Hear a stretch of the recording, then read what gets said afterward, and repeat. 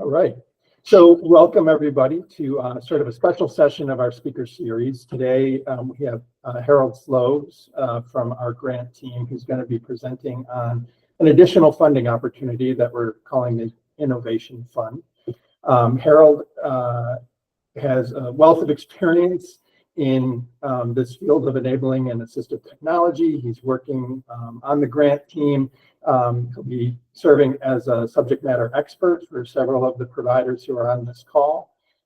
His previous experience includes director of the Division of Program Innovation in Tennessee's Department of Intellectual Disabilities, comes with a wealth of experience, has done this in numerous states, and so we're happy to have Harold here. He's going to be doing several speaker series presentations, and so here's his first opportunity with the Innovation Fund. Harold, I'll kick it over to you. I'm going to share out my your presentation. Thank you. Okay, thank you, Paul. So we have an hour slotted for this. My presentation will not take nearly an hour, but it will afford ample time for people to ask questions. I'm hoping that there will be many, and since Paul is recording, you'll have access to today's Q&A. All right, Paul, let's move on to the first slide and just sort of, as part of our grant from Arkansas, we have a specific line item allocated for the creation of innovative projects strictly by the providers who are participating in this project. And as of, I guess today or last night, Paul, there are 10 providers who are officially part of our project. So there are up to, there are up to 10 grants available. And the purpose of these funds is frankly to inspire, to promote the continuation and expansion of enabling technologies. And let me say this very purposefully, not necessarily within the confines of your current or anticipated waiver. This is an opportunity for boundless creativity. Paul, next one, please. So here's the good news. There is up to $100,000 available for the development and implementation of each project. In my world and in my experience, that's significant. So let's take a look at, and everything you're seeing today, I mean, don't sweat it too much, is excerpted from the actual application and guidelines and stipulations that will be emailed later today, Paul, is that correct? Okay, so you're gonna get this stuff just to help you alleviate some stress about getting every word here. So allowable costs. So as you conceive of and develop a proposal, the following are allowable costs. So the equipment, whatever devices that are part of your proposal, products, software development. If you are crazy ambitious and you're developing some new software applications, that development costs will be covered. Now, here's where I think we're hopefully being generous and also encouraging of you to go for this. If, as a provider, you have a person who's really dedicated to getting this off the ground, we will pay for that person's time. Now, there's going to have to be a verification process and that kind of thing, of course. But the point is that we're trying to make this doable. I'm sorry, can we ask questions along the way, or you wait? Would you prefer? If you're ready for a question already, I'll take it. So Paul, is this debt, cost allowable for staff above and beyond the tech champion, or is that what we're talking about here? This is separate. Okay. He's Paul, I'm Harold. I know Yeah, we look alike, I know. I was looking at this picture, sorry. So, we had a set aside part of the fund specifically for the champion and the Sure. cost associated with the champion. So I just wanted to clarify that here we're talking about folks that may be It's a doing great, different for the champion. it's So a I great appreciate- question. No, it's a great question because I can understand why you might say, well, I want my tech champion doing this, but your tech champion is going to be pretty occupied with all the other stuff associated with this project and enabling people at your organization to Thank you, Harold. begin to use technology. Gotcha. All right. You're Hey, welcome. Harold, one additional follow-up real quick. Sure.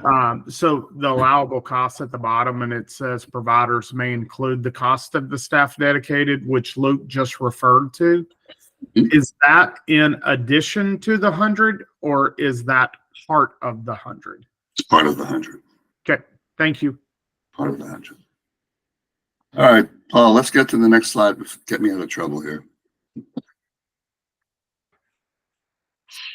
Okay, now here's some of the flexibilities inherent to this project.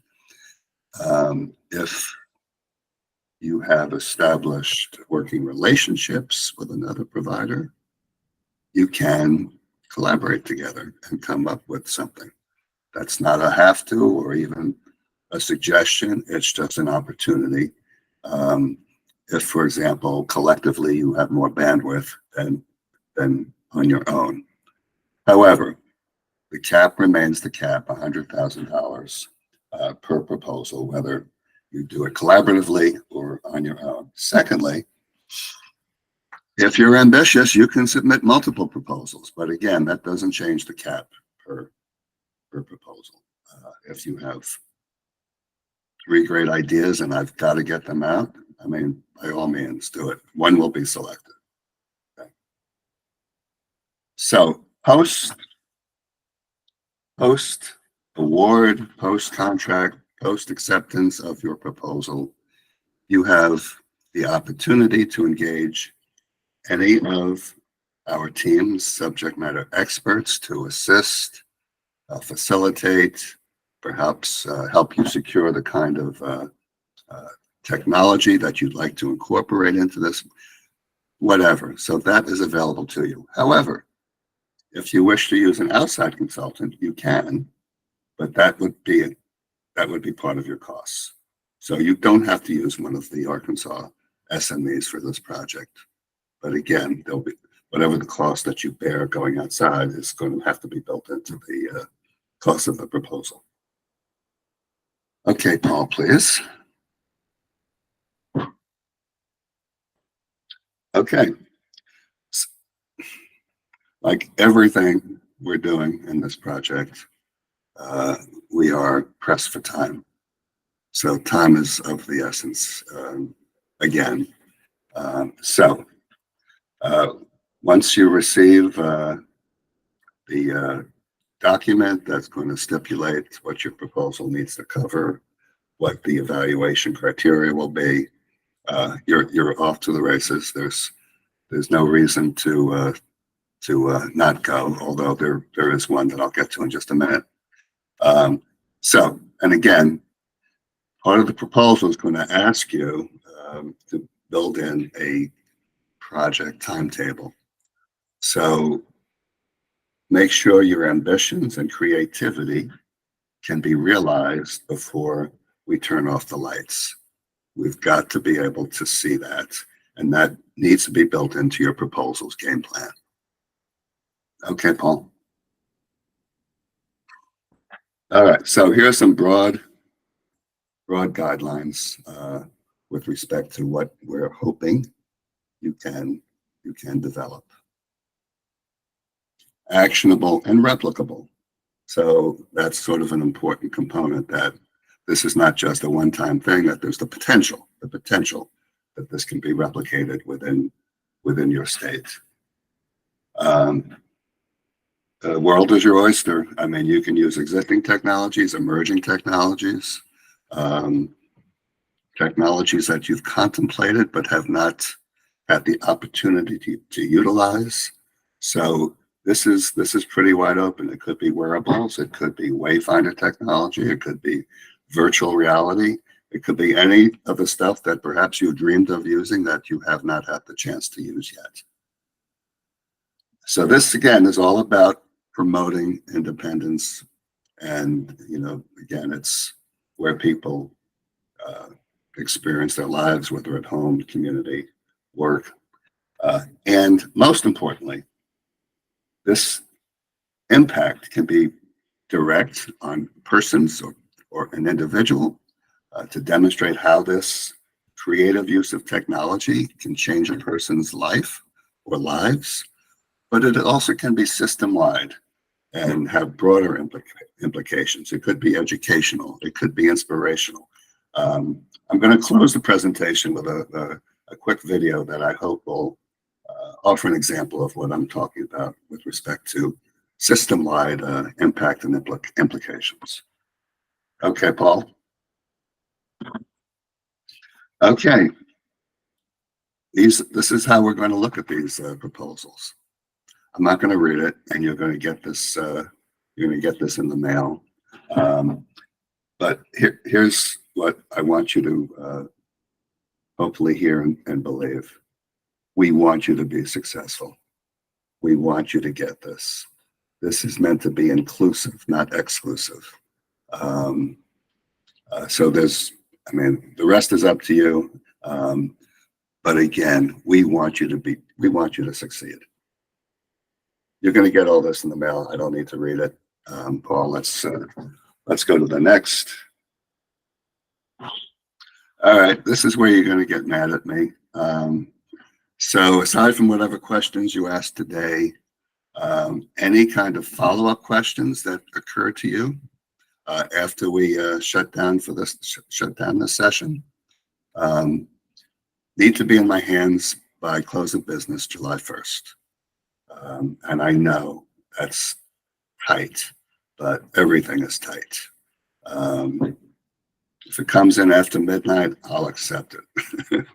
But again, this is simply a consequence of being on a tight timeline. So upon receipt, as ASAP, certainly next week, a single response to all the questions will go out to all participants, all people on this call. Okay, Paul, let me see what's next. So this is meant to be an example to give you an idea of what's possible in terms of an innovative project that has broad implications, maybe not directly, but more broadly, systemically, and in terms of educating and exposing people to technology. So this goes back a couple of years when I was still doing my gig in Tennessee, and we collaborated with a local Y that was providing summer activities and services to youngsters and also young adults who had nothing going on in the summer. So we created, in collaboration with them, what we dubbed a tech camp, which still lives today. So I'm going to let this speak for itself. I picked this particular one because I know some of you, though not all of you, provide services to children and youth. So I thought this might be some interest and hopefully excitement. Okay, Paul, all yours. Right, so I'm going to just switch over to the video. I'm going to stop presenting for a moment and just switch screens. Okay, thank you. Also, when this comes on, I think you're going to be able to hear it, but I just need a thumbs up from a couple folks when I do start the I hope so.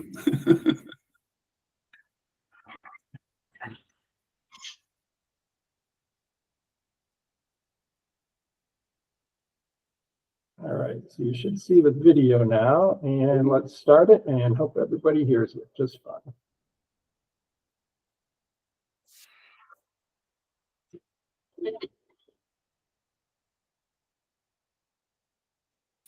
No sound, Paul. No sound. Stand by.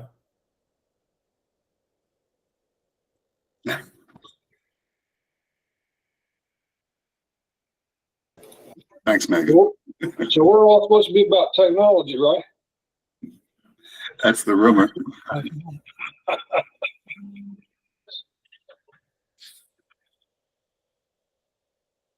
Well, if you get desperate enough, Paul, I'll try it from here as well.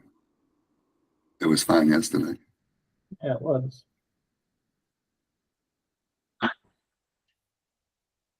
Oh, wait, I see it.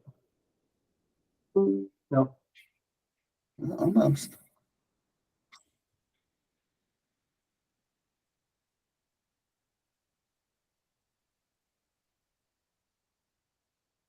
Stand by. Going to stop sharing for just a moment. Well, Paul's dabbling. Any questions before the video? Harold, I've got a question for you. This is Brad with Easter Seals. Hi, Brent. Is there anything in this grant in which we could use funding to for our remote support professional? Since we already have technology installed in our roommate housing program, is there anything that we could do to use it for that cause and also then provide data and feedback on how well that works? Maybe. I need to know, obviously, more, Brad, to give you an honest answer. I'm not saying not to, but I need to understand how it sort of breaks through some existing boundaries. And So currently there's no remote, obviously there's no remote support, technology here in Arkansas. So we would be pioneering that and would be willing to work with the state in sharing our data and sharing our experience as we go forward to actually create the billing rules and regulations around that. well, let me ask you this question, Brad, and Paul, do you think you're ready to roll? You're muted. Dexter, go ahead and finish. Okay. I guess my fundamental question is, how is that different than what you'll be doing within the confines of the broader project that we're embarking on? And here's what I would, if you're interested, and if this is not an obligation, if you'd like to talk further about it outside here. Yep, I would. I'm open to that, but I hope you can understand my question about trying to distinguish one versus the other. Okay, I'll get some set up outside this meeting. Thank you. All right, you're welcome. Okay. I think we'll get to that after this video. Sure. Okay. I think we're ready. Fun fact, if you're using Google Meets and you want to share a video with sound, that video needs to be a tab within your internet browser. It can't be a separate window, but we all learn every day, we grow. So here we go.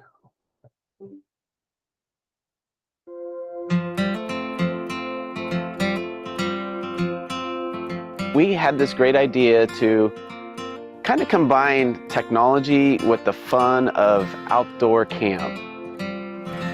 So this is actually the first time we have put together a Power Up technology camp with a partnership with the YMCA and the Council on Developmental Disabilities. And we have a whole bunch of activities related to technology. Move over to the path on the left. They can use computers, understand how to use computers, play games, to look at the local weather, to watch videos, to learn about different hygiene things, basically to build their skills and independence in using technology. Start by opening the top. It was pretty easy. We bought some water, all the computer games. Hi, my name is Eric Wilson. I already got a job at Publix. I like my job. We're here at Wiggy Wagon Camp. Try that doorbell. It turned blue. It was awesome. My favorite part is the hayride, zip line. What's up, man? This setting is just beautiful because it provides a fun, exciting camp setting, but it also allows them to navigate different areas and then use the technology. Abby's nonverbal. She went straight to the computers when we got here. She gravitates towards touch screens, things she can see and push that speak back to her. And so having her be able to communicate and navigate things herself is really important. My name is Abby. And so when you give them the framework to express themselves or to push things or to work or do something or see something, and then for it to speak out loud to them or speak and give them instructions, yeah, I think it's amazing because you can see light bulbs go off or people really understand what they can do and how they can interact. Cell phones, iPads, eating lunch, playing basketball. What are you most excited about? The iPad Where do you work? at Berlin High. Pay the flags up. So I like it. Each day we are counting from between 15 and 20 people in those 3 days. I've seen a lot of incredible things, and we got a lot of people saying, well, this is neat, this is cool, you know, I really like this. And we know that individuals with disabilities know how to use technology. It's just the fact that they don't have access to technology like a lot of us do, and we want them to understand that they can have access to that technology. Pick the answer that best describes you. Not only are they learning about technology, but they're doing the fun things that we can do at camp. We had s'mores, and just being able to smell the campfire. We had an individual that went ziplining 4 times in one day, and then he came back, and then he was doing technology and on the computer and watching videos and playing video games, and he was really good at it. And we're just hoping that they can take home the information and really use it and get more access to that technology that we showed them here today.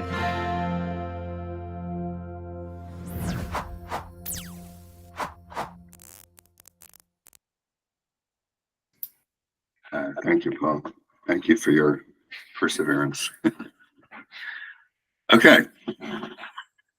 So the presentation is over. I think we have one question in chat. Is that correct? The funds available? Yeah, Yes, that's it's per provider. That's correct.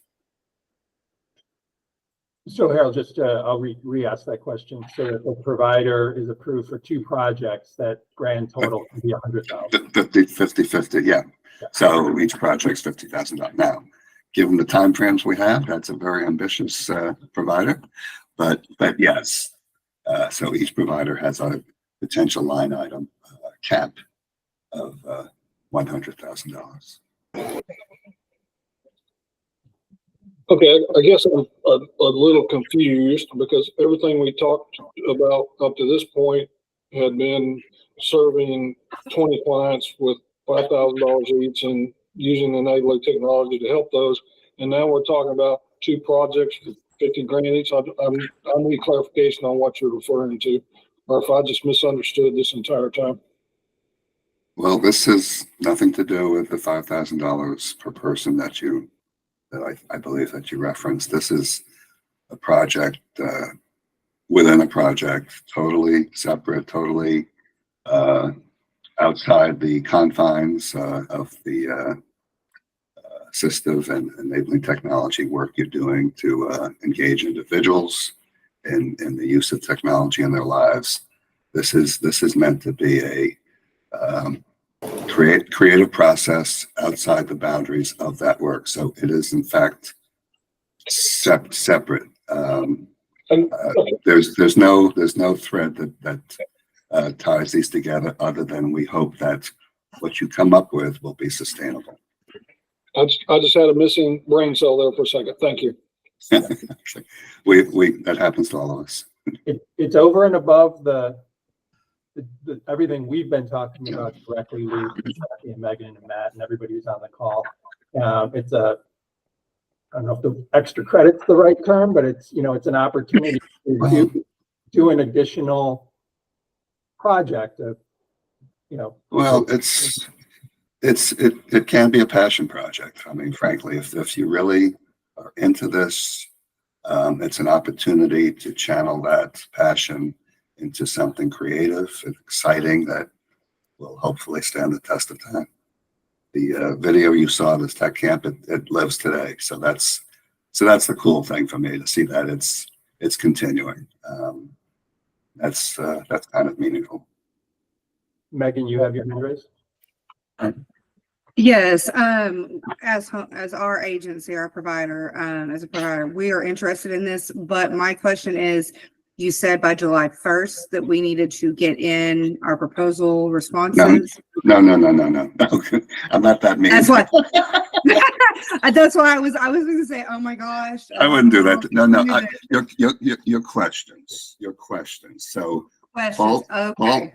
Paul is gonna send this out carrier pigeon sometime today with the with some of what you've seen and just a little bit more detail.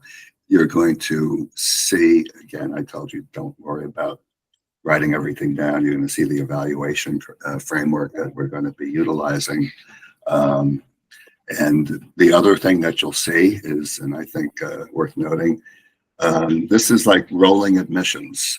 As proposals come in, that they're going to be reviewed, and we're going to, there is no formal deadline to get your proposals in. Reality will set the deadline. And by that, I mean, we're pressed for time. So, so you're going to be faced with, can I actually get this done between now and March 2025? And I think, I think most of us will know when reality hits or reality bites, perhaps. So no deadline for proposals, just the questions.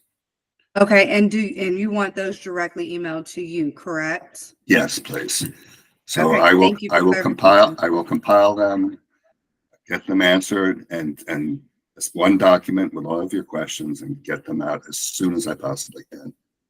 And do you need a direct email saying we are interested, so you are aware of that, or just send you those proposal questions? Is that all you're asking for? If you want to tell me you're interested, I'd be happy to know that. I'll find We out. are. I'll find out for sure if I get your proposal. You will be receiving it, but thank you so much for clarification, Harold. Sure, you're welcome. So Matt had his hand raised, and then Kathy's got a question in the chat. So Matt, why don't you go first? Yeah, the information that we're getting by Pigeon Carrier today, is the application actually like a formal proposal? Is it just like we come up with the format? Like self-directed, Matt. Okay. I think I mean, again, it's sort of in the spirit of the whole thing. Do your thing, make it make sense. Look at the evaluative criteria. Okay. Thank you. Sure. Kathy asked in the chat, when you say have it done by March 2025, does that mean all funds have to be spent by March 2020? Spent, and again, the most important thing is that this is, whatever you're doing is up and running. And by spent, let me rephrase that. It's going to be at least committed. So let me also say one thing, because I'm, having been a provider for many years, we are also looking at startup funds. So we will come up with something based on your proposal and your ask to help you get started. And then we'll work with each of you in terms of incremental payments going forward, depending on what you propose. Again, there's no cookie cutter for this thing. And again, we want you to not just get it, but we want to be able to support you along the way. It's going to be really based on what you put forth. You're going to send us a project timeframe, which is absolutely vital, and then we'll figure out a way to fund you along the way. The tricky part is going to be payment for the staff costs, but we'll make it work. Just needs to be verifiable. And then For the record, Brad, I like your idea. Sorry? I was telling Brad I like his idea. Oh, okay, good. I'm willing to give him some moral support. Oh, I thought you were going to fund it. Everybody needs to get with Harold and say, hey, I support Brad's idea. Oh, you're ganging up on me? Yeah, I will gang up on you, Harold. And Brad, We have to find me Thank you, first. Luke. I appreciate that. Are there any more questions? Stop having fun at my expense. Well, I was typing a question, but I'll just ask it. So the grant is set up as a reimbursable grant. Is that correct? Your proposal is approved, and then you expend money, and then you're reimbursed for it within With one exception. With one exception, that you have the opportunity to ask for startup funds. Okay. I wouldn't ask for $100,000 up front though if I were you. Are those startup funds in addition to the $100,000? It's included. Okay. Yes, it's included. Part of. Get myself on tape with that.